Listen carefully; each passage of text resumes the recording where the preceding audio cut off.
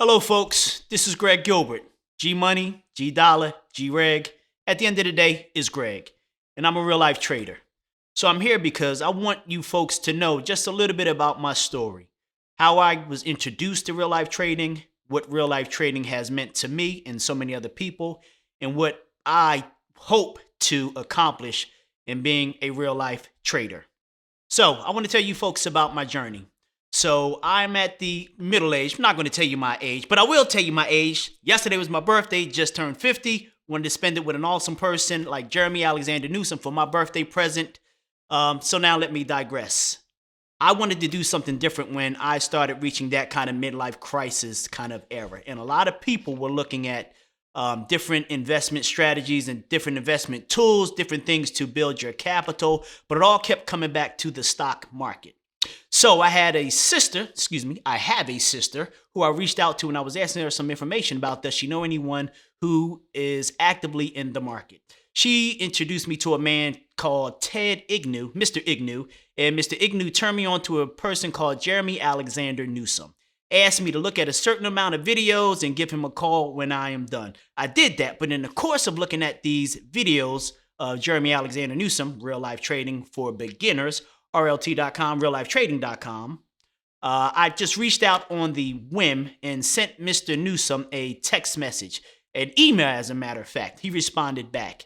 And when he responded back, I asked him if he did personal training.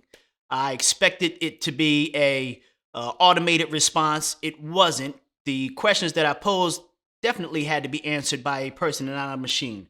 So he sent me another video, asked me if I was really interested to reach out to him. I did. Started my journey on real life trading some 3 years ago in November. Yeah, about 3 years ago in November. And ever since that, it has just been a whirlwind, mind-blowing experience. I could not have dreamed that my life would have went from where it was to where it is now, and the knowledge that I was able to obtain through the toolage and mentoring of that gentleman. So when you embark on a journey like trading or in the market, and I will stick with that because there are a lot of things that can change your life when you're looking for a change in life. These things are going to take dedication, and more than the dedication, what keeps your dedication consistent is your why. You have to have a why. Initially, people would think that money is a motivator, but you find the more money that you get, you're always going to have things that your money will never suffice. So it's just going to be a revolving door of wanting more money for more things. And you will see that money is just not the overall thing to happiness. Don't get me wrong. It does make you happy. It provides happiness, but it also can provide the total opposite also. So again, my why. What I wanted to do is I wanted to debunk some of the myths, because I had to think of it as a lot of people that are in the market that are not in the market were people just like me, totally ignorant to the market, had no knowledge of it, was scared of the market because of the things that you've always heard about the market, how you can lose your shirt. So a lot of those things, with the right toolage and the right community around you, you'll see that those myths can be debunked. One other thing is, a lot of people thought you had to have a lot of money to enter the market, which is another myth. You do not have to have a lot of money to enter the market. Technically, with all of these new trading platforms, you could enter the market with $1, truthfully. So you people that are interested in wanting to get into the market, please do not let how much money will I need determine you entering the market. Because if you enter the market with $1 and you see your dollar go to $1.05, that's motivation, because that's 5 cents you gain with doing nothing. A goal of mine in being in RLT, as I said before, was to try to help educate people. But an end goal is, and a more far off goal would be to allow the youth to learn an industry. I don't even know if you want to call it an industry, but just learn the market, because this stuff that RLT is sharing, the knowledge that's out there, I don't think anyone teaches this as far as curriculum. And this world is changing. About 2 years ago, maybe going 2.5 years ago, I had a conversation with Jeremy, and I was telling him that I don't think that the brick and mortar schools will be around. And sure enough, COVID kind of took the brick and mortar schools out of the norm. So do I think schools are still going to be around? Sure they are, but they're going to look totally different, which brings me back to what I was saying initially is there's no curriculum out there that teaches our youth the way that the world is changing, the other ways to make money. And the stock market has been around for a long time, and it's going to be around for a longer time. I don't know if that makes any sense, but it's going to be around for a while. And we need to start educating the youth on ways to kind of pivot and find other ways to make money. And the stock market is being one. And you can see the volume of how this world is changing with the different platforms that were out there. Your mobile platforms makes it easier for the average ordinary person to take advantage of the trading industry, trading opportunity.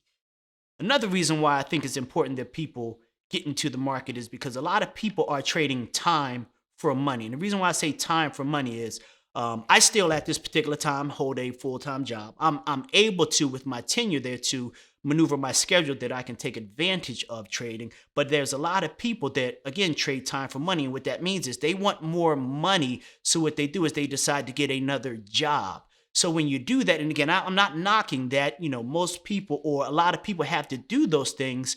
But if you have the proper knowledge, you can supplement wanting that more income if you learn the stock market. Because if you're trading your time for money, that's just more time that you're not allowing for yourself. And the money that you may think you're making may not be as much. Because if you have a part-time job, now you're taking those whatever hours to get to that part-time job, spend that time there for that little bit, not little bit, that word is relative, but for that money that, if you think about it, may not really be helping you more. You might just have that part-time job to buy more things, and you're seeing you might be digging yourself in a deeper hole of now having to keep up that type of income to work two jobs to make a salary that you potentially make on the market.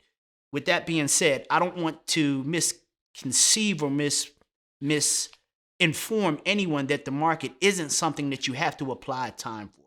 So again, just to take you back to my journey, when I started on my journey, I came into a little bit of money, and it was, am I going to go back for another degree, or do I want to take this money and invest it in myself and learn something that I'm in control of?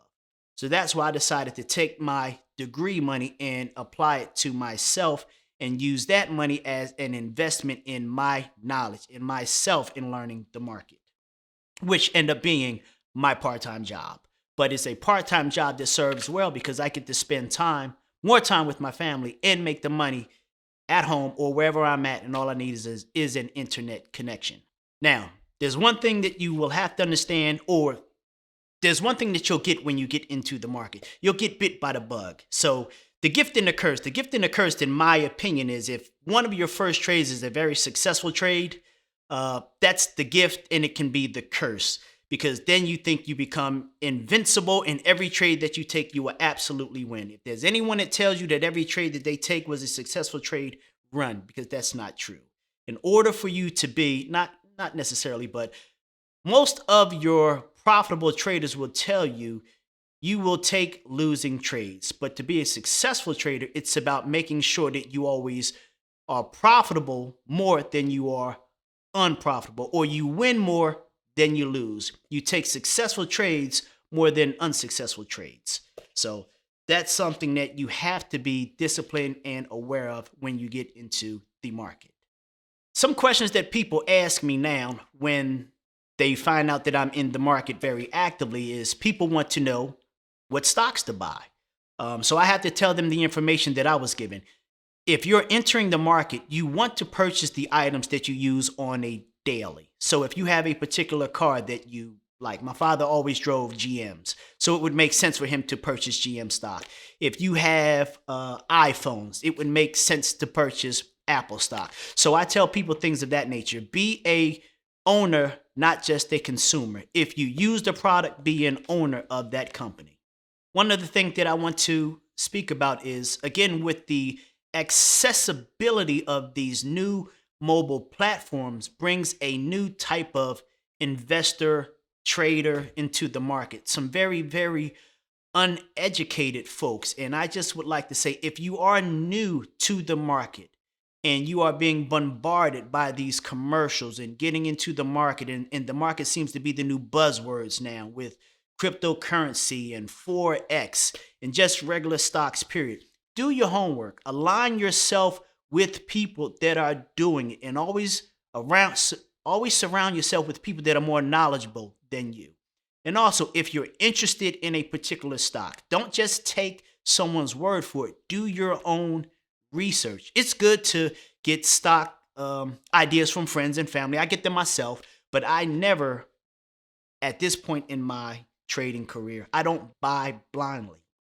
I try to do the research and try to look at the candlesticks, try to look at the charts. If you are interested in the market, that's one thing that I would tell everyone that you have to learn is you want to learn the charts. You want to learn how to read the candlesticks. You want to know what each candle means. Those candles are, as my mentor told me, those are people. Those are emotions in each one of those candles, and that's where you derive the sentiment from. And if you're in the market long enough, you'll understand what I mean by sentiment.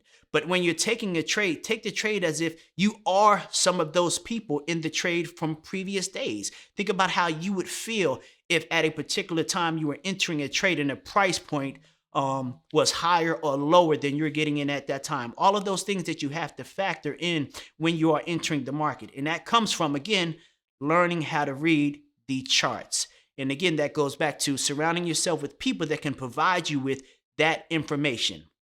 And another thing I want people to to think about very, very deeply is just because information is free doesn't make it valuable. If you are getting free information, even free should have a value. There's some information that's free that's intrinsic value is you can't put a price on it. And there's some things that are free that should remain free because they're just garbage. So that was kind of a broad and general statement, but those are some of the things that in your trading journey, I hope you will think back to that and understand what I mean by that. Just because it's free doesn't mean that it doesn't provide value. And then the flip side, just because you paid for it doesn't mean that it's worth that value of what you paid. So do your due diligence in everything that you do. So to sum this up again, my name is Gregory Gilbert. I am a real life trader, and real life trading, RLT, and the family has definitely changed my life. And I look forward to what my life has to offer me in the future because I know RLT, along with Gregory Gilbert, will be doing spectacular things in the future. Peace.